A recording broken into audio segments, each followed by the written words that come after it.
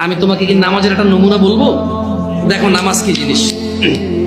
আল্লাহু আকবার বললে, তুমি সানা পড়লে, আউযু বিল্লাহ পড়লে, বিসমিল্লাহ পড়লে, আলহামদুলিল্লাহি রাব্বিল আলামিন মানে সূরা ফাতিহা পড়লে, সঙ্গে যে কোনো একটা সূরা হইলেই হলো, সঙ্গে যে কোনো সূরার বড় একটা আয়াত হইলে হইলো, অথবা ছোট ছোট তিনটা আয়াত হলে চলবে। আমি কি তোমাকে ছোট তিনটা আয়াত পড়ে শোনাবো?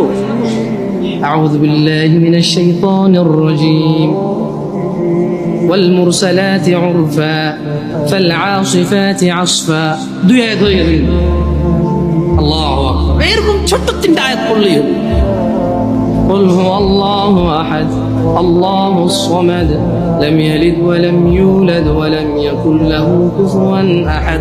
তো জামশেদ ভাই, নামাজ সহজ কিভাবে? আমি তো শুধু আলহামদুলিল্লাহ সূরা পারি আর কুল হুল্লাহ পারি, আর কিছু এখন পারি না।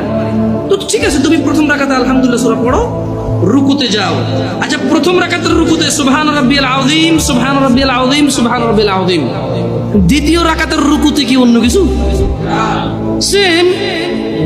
আসলে কি প্রথম রাকাতে যেটা পড়ছি ওটাই, যদি 3 নম্বর রাকাত হয় তাইলে আল্লাহ 3 নম্বর রাকাত রুকুতে সেম, ভিন্ন কিছু না। তো খুব কঠিন কিছু মনে হচ্ছে না, ঠিক না? একটা মুখস্থ করতে পারলেই হলো। আচ্ছা, চতুর্থ রাকাতের রুকুতে কি করবো? সেম। আরে না, এখানে অনেকে সালাত আদায় করে না, বলে যে কঠিন, আমি সালাত করতে জানি।